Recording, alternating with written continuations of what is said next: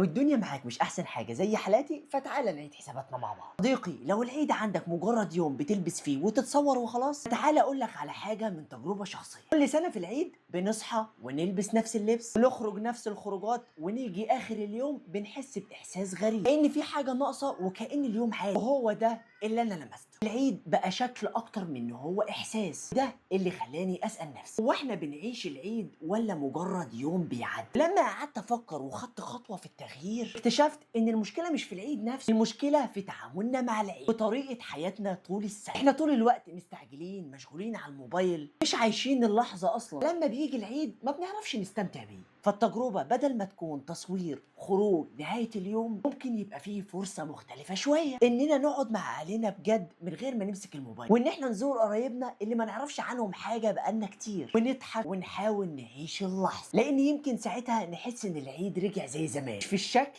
لكن في الإحساس. وفي النهاية بعض اللحظات يكفي إنك تعيشها وتستمتع بيها. وكالعادة لو بتحب النوع ده من الأفكار ففولو للصفحة واستنى الفيديوهات اللي جاية عشان هتغير فكرة بإذن الله. سلام.